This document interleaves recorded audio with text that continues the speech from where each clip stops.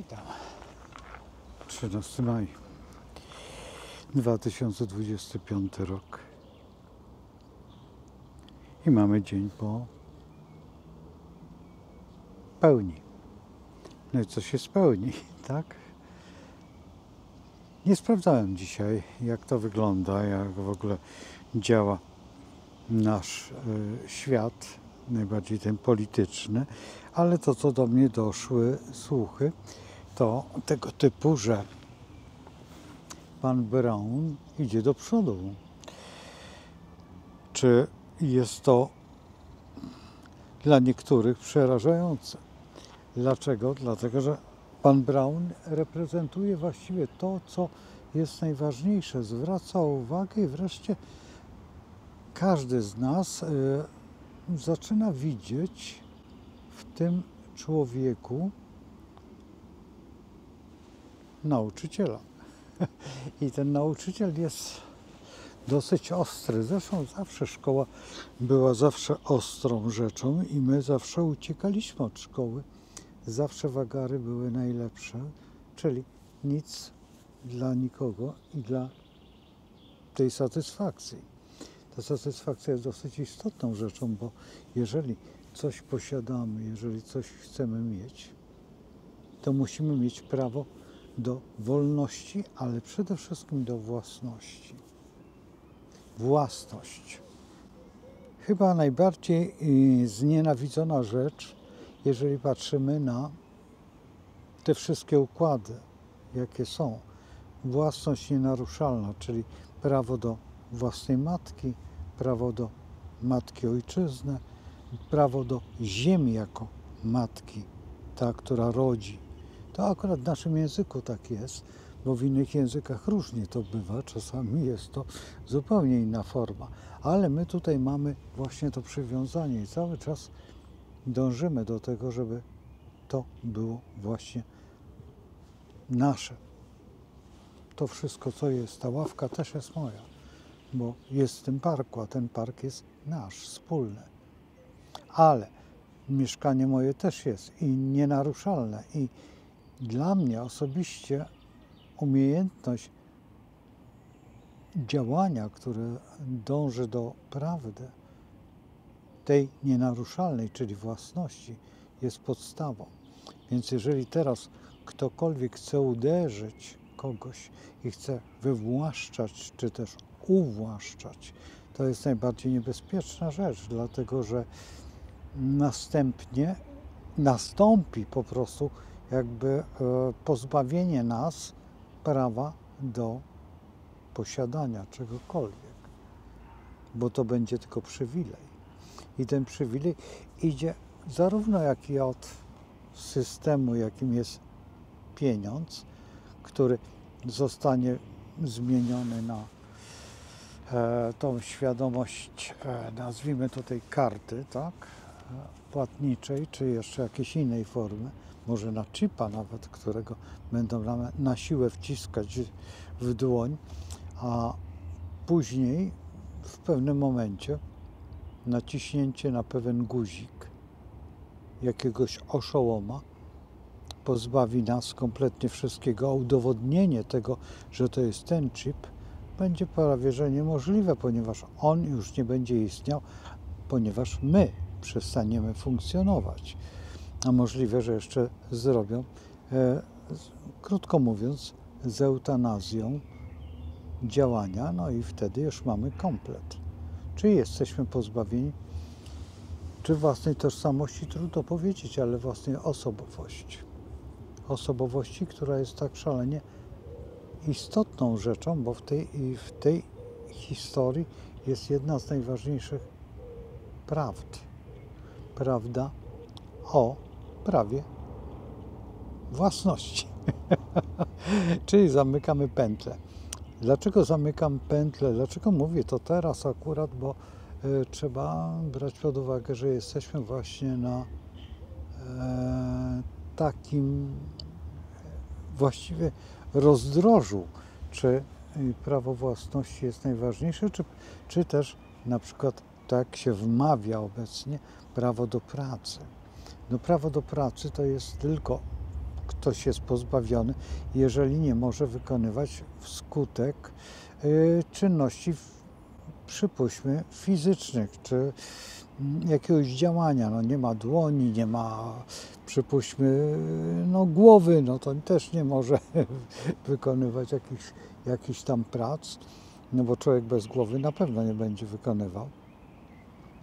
Zresztą o tym wszyscy wiedzą, Francuzi chyba najbardziej, bo u nich gilotyna od niedawna dopiero przestała być modna i podejrzewam, że lada moment tą gilotynę będą starać się urealnić, tak jak my, właśnie w stosunku do tych ludzi, którzy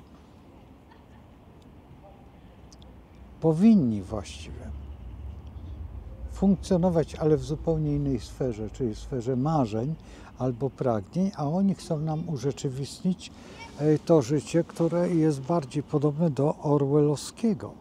I Orwell zadał pytania, które są właściwie nienaruszalne w tej chwili, bo one funkcjonują w tej bazie, która jest bazą dla mnie osobiście zupełnie niewytłumaczalną.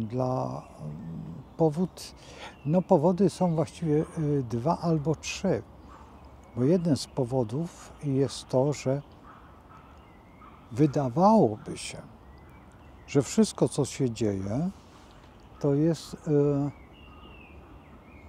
jakby świadomością, a w tej świadomości jest podświadomość, ale podświadomość jest wtedy dopiero, kiedy my mamy powrót zapewniony do tego, co nazywamy właśnie własnością. Bo jeżeli nie ma własności, to właściwie nasze marzenia stają się tylko i wyłącznie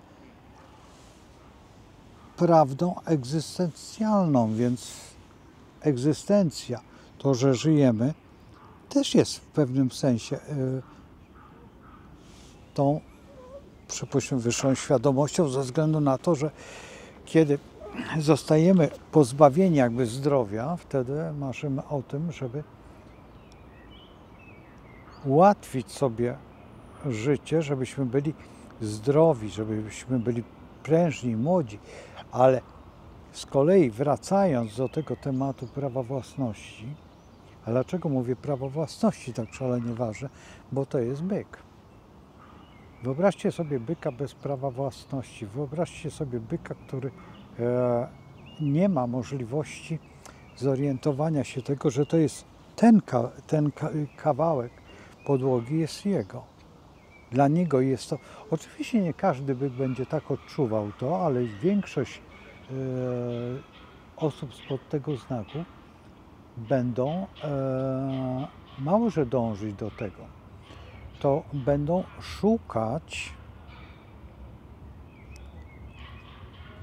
szukać jakby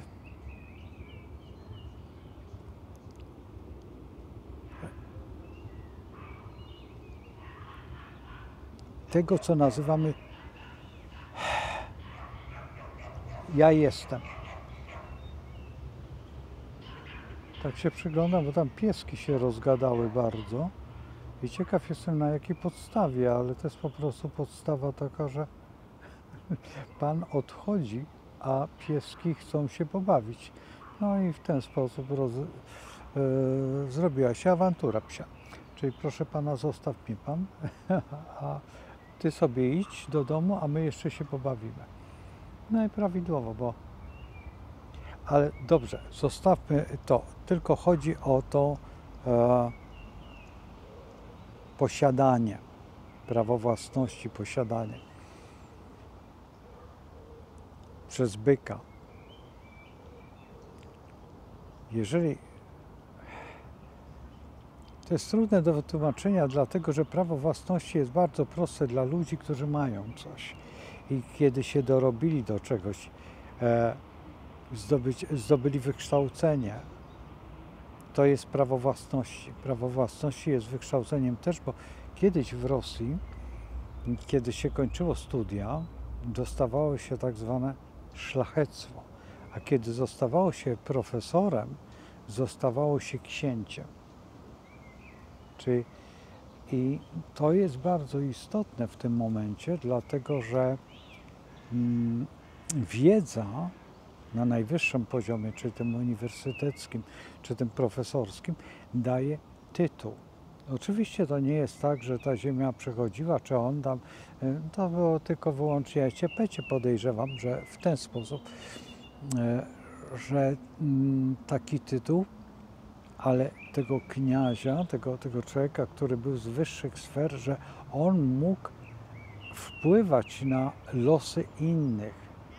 I taka jest prawda, bo jednak tytuł profesorski zmusza nas do czegoś, i nas jako osoby, które są pod jego, właściwie nawet nie jurysdykcją, tylko jakimś takim parasolem, to jednak taka osoba jest.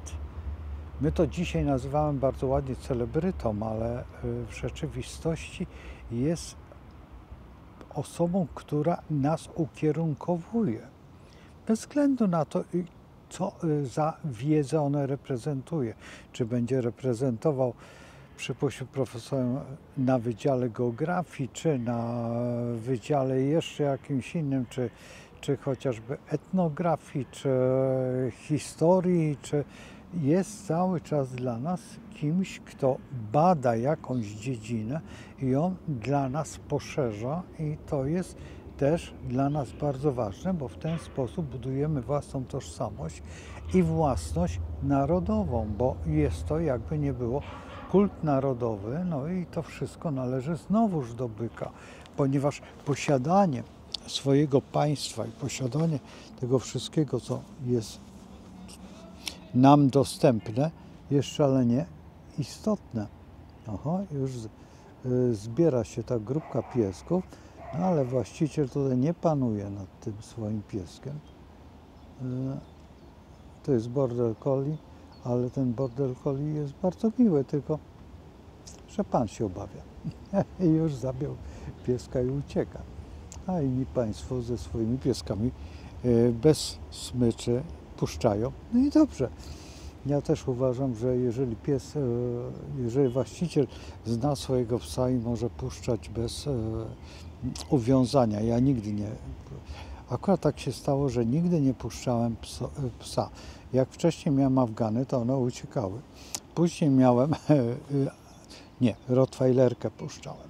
Faktycznie rottweilerka sobie chodziła swoimi ścieżkami i była przemiłym psem. Ale później miałem z kolei Whelpeta. Whelpet był staruszek i go nie puszczałem, bo się go bałem, że mi w pewnym momencie się wystraszy i ucieknie. To jest taki harcik, ten troszeczkę wyższy, mniejszy od Greyhounda, a taki kawałek pieska, wyjątkowo dziwne pieski, takie terrierowate troszeczkę, bo one są mieszanką z terrierem. No i potem następnie miałem American Staffordy, których w ogóle nigdy nie spuszczałem. Spuszczałem je, wyobraźcie sobie, nad morzem, jak mieszkałem. Tam spuszczałem, tam sobie chodziły wolno i one się pilnowały, ale tu w mieście bałem się, dlatego że one nie były przyzwyczajone do jakichś takich dziwnych zasad, jak hałas, huk jakiś. A tu w mieście, no jednak słyszycie czasami, jak siedzę w parku, no i właśnie.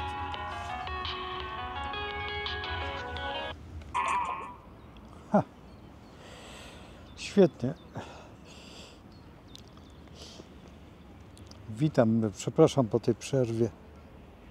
po tej przerwie, ale po prostu telefon nawet wysiadł, a no musiałem odebrać.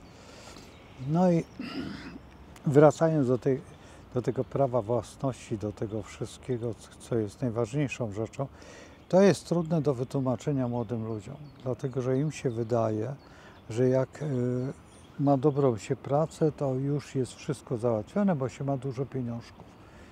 No nie jest taka prawda. Najważniejszą rzeczą jest właśnie to prawo własności. Bo teraz bierzmy pod uwagę na przykład pokoleniowo, do czego będę dążył. Nasi pradziadkowie dorabiali się do czegoś, no i kupowali, budowali, zabierali, potem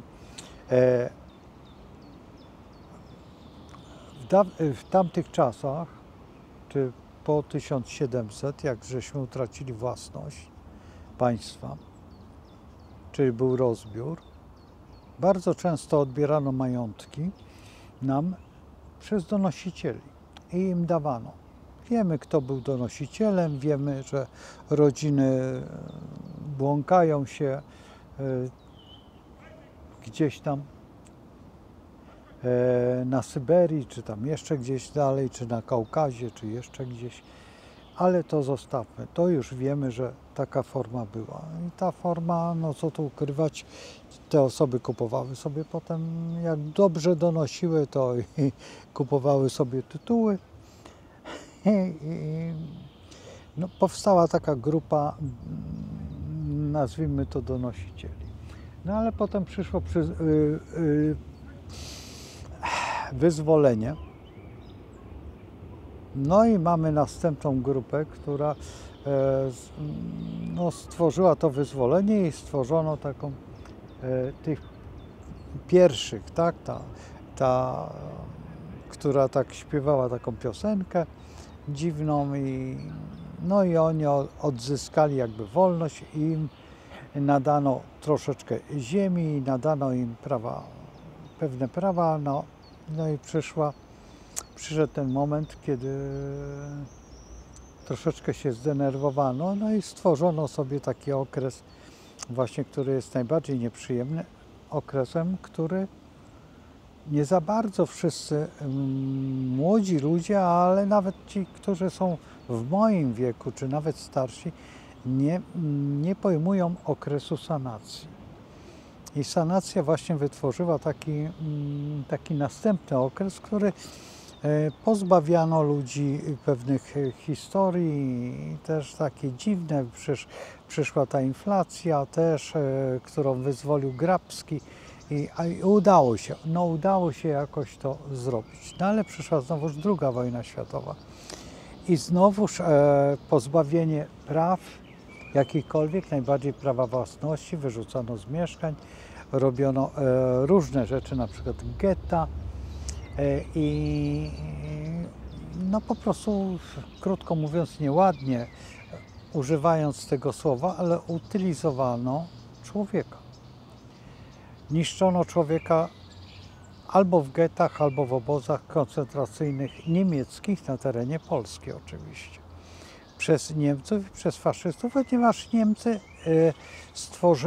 chciały stworzyć tak zwany socjalizm narodowy, który stał się no, w pewnym momencie faszyzmem albo właściwie niemiecką racją stanu, która no, istnieje, ale to została jakby przez nowy twór, jakiego żeśmy się bardzo obawiali w momencie właśnie między innymi przedsanacyjnym, a potem sanacyjnym, stwór, który był Czerwoną Armią, która przyszła i nas wyzwoliła. No wiemy, co to była Czerwona Armia i znowuż narzucili właściwie ten sam system, który był sanacyjny, tylko bardziej podciągnięty pod prawo robotniczo-chłopskie. Tak wymyślono. Z tym, że nie robiono zamachu na własność, powiedzmy chłopską, tylko rozdano każdemu ile potrzeba, właściwie jaki się udzielał, to tak mu dano, no i potem rozparcelowano to wszystko, czyli zlikwidowano tak zwane majątki czy kułaków, bo w Rosji to byli kułacy, a tutaj to były majątki. czy folwarki, czy jeszcze jakieś. Czasami te folwarki były bardzo biedne, ale też przykładowo je polikwidowano, zlikwidowano tych, dlatego że nie zgadzano się z pewną działalnością z tak zwanego majątku, no, folwarku, tak? No bo folwarki to przecież zakłady pracy.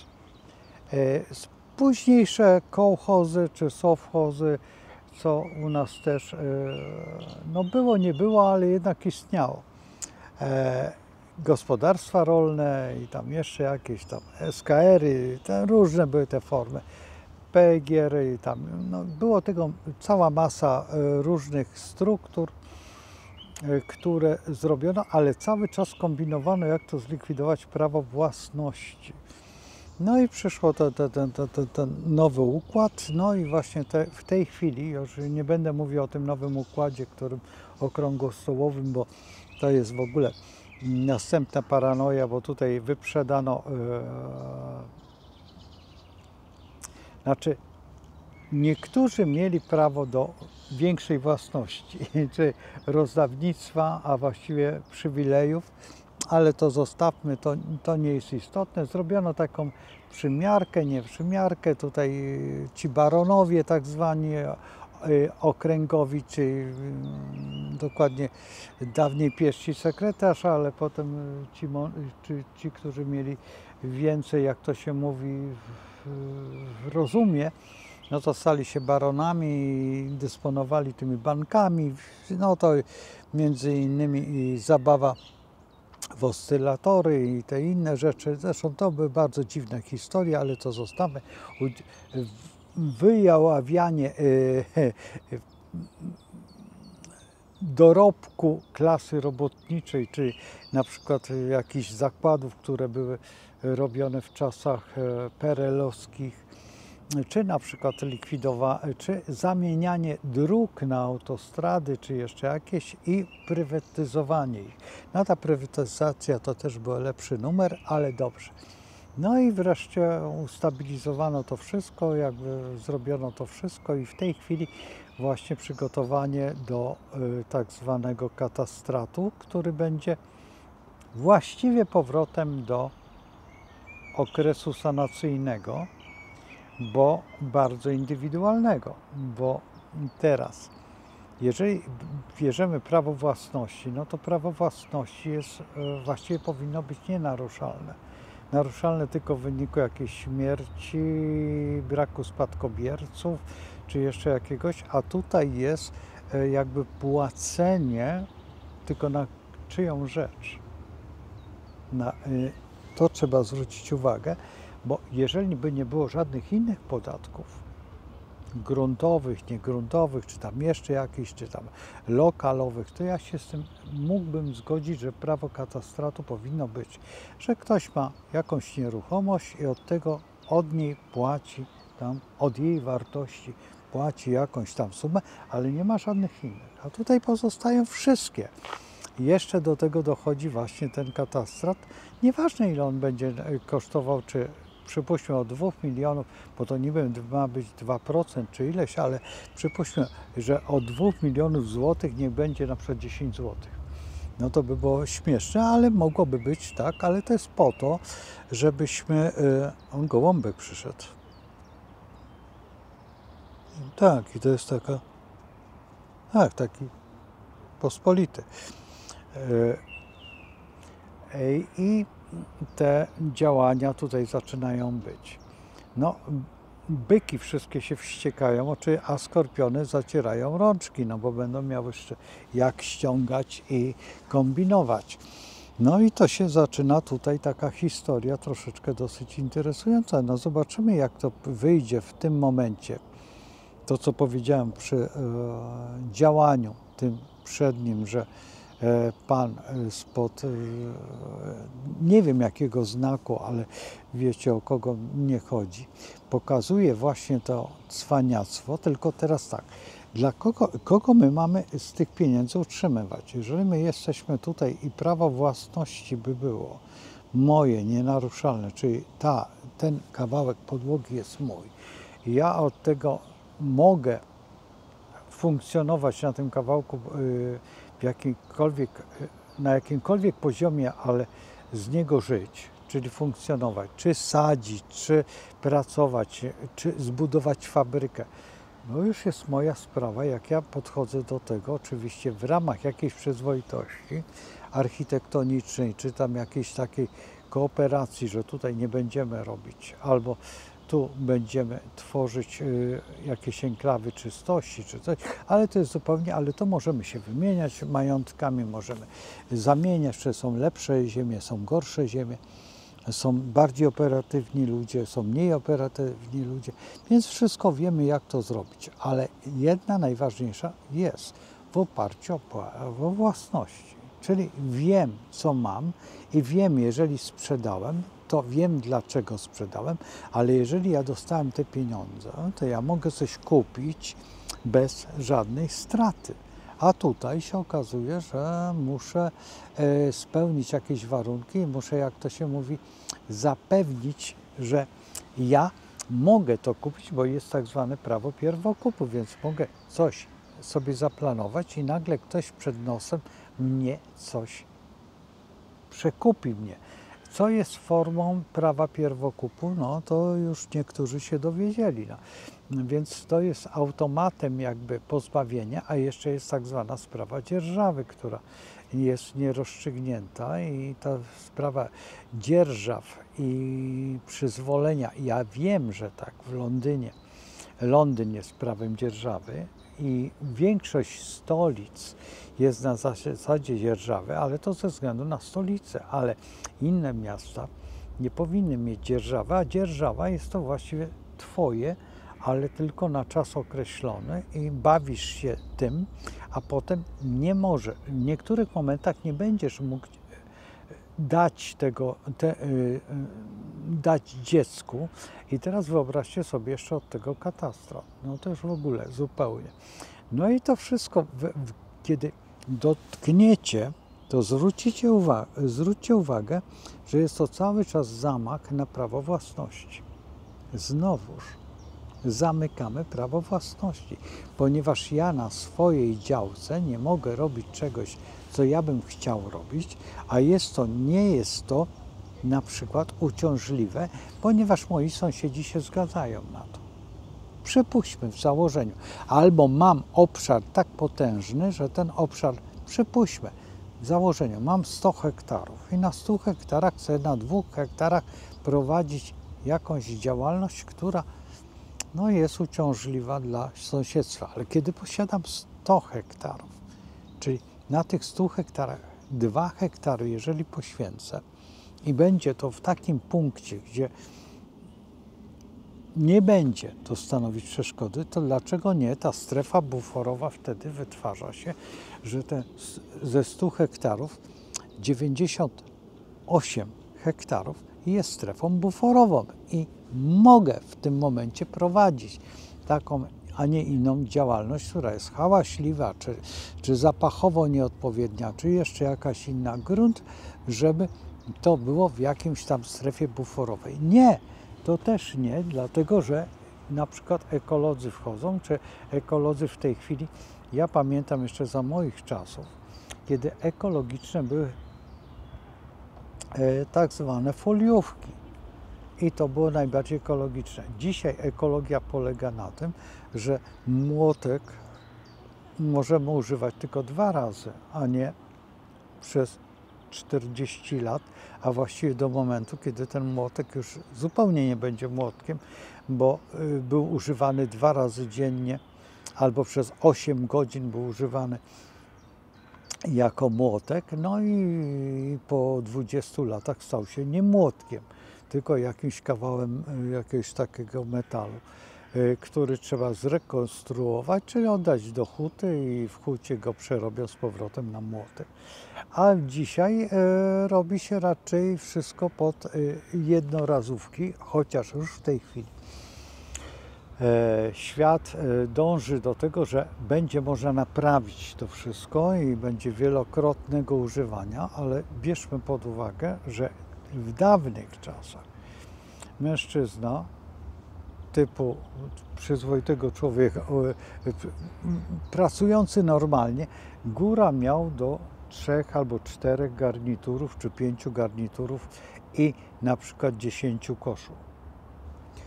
Dzisiaj jest to raczej fizyczna niemożliwość, bo 10 garniturów to jest minimum, jakby mężczyzna miał, 4 kurtki, 40 par skarpetek. Ktoś powie, ale pan zwariował. Nie, nie zwariowałem, dlatego że nie bierzesz pod uwagę, że masz tak zwane stopki, czyli takie krótkie skarpetki. Jeżeli nie nosisz, to możesz nie nosić. Potem następnie masz takie do kostki skarpetki na lato. Potem masz troszeczkę dłuższe za kostkę, no i jeszcze podkolanówki. Ja wiem, że ze wszystkich możesz zrezygnować, ale sobie przelicz. Na pewno nie chodzisz w 2 skarpetkach i nie masz 2 skarpetek w domu, chyba że kupujesz 2 skarpetki i codziennie pierzesz i codziennie zakładasz, jak to się mówi, tą nową, bo jedną trzymasz na kaloryferze, a resztę.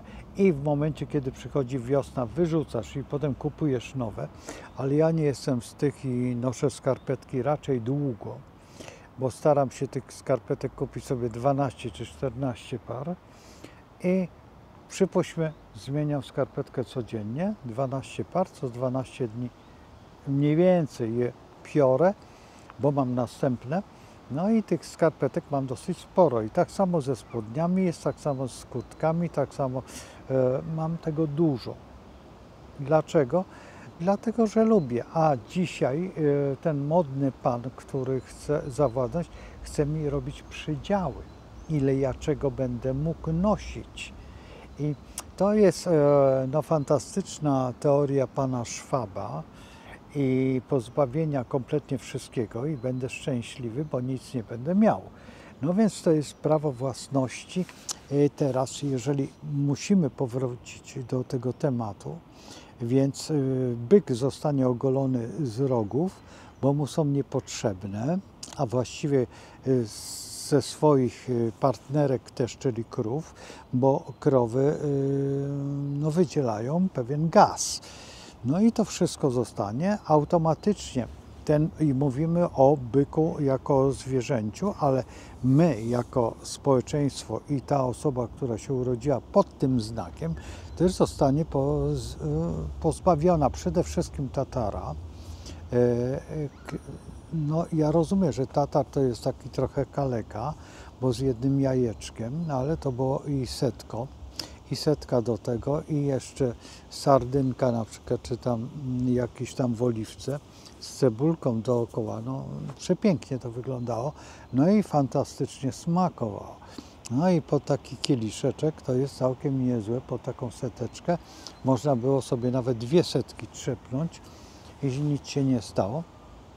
No więc rozpoczynamy nową jakby epokę i tutaj trzeba przyznać, że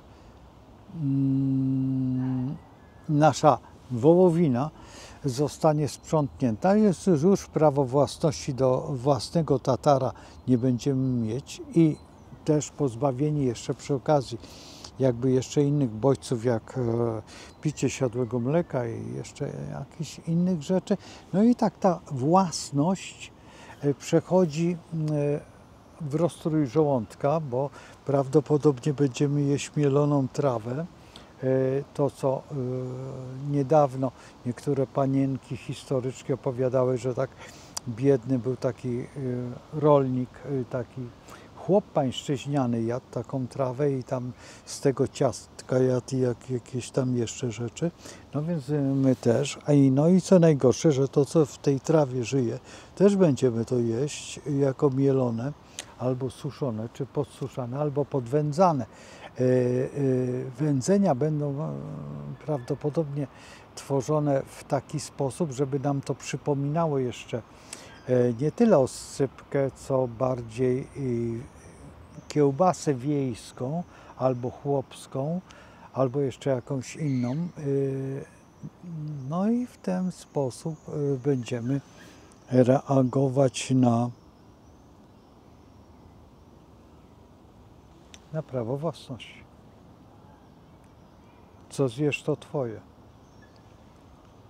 No więc jeżeli nie będzie tego kawałka podłogi, czy tego, no to nie posadzisz sobie tutaj żadnej rzodkiewki, ani też marchewki.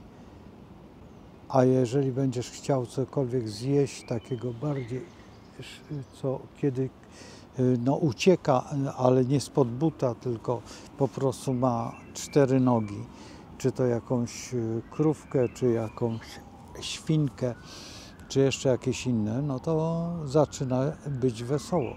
Także prawo własności jest niezbywalne. Ja już będę kończył, bo jest mi troszeczkę tutaj karetka, nawet słychać, że jedzie. A nie chcę Was zanudzać, tylko chcę podjąć temat, żebyście się troszeczkę uaktywnili. Nie chodzi mi o to, tylko zwracali uwagę tym sąsiadom na prawo własności. Bo niektórzy sobie nie zdają sprawy, na czym to polega, co to jest i gdzie ono istnieje i czym się je i jak się je zdobywa, czy jak kupuje, obojętnie jakie formy przyjmiemy, ale ciągle jest to prawo własności.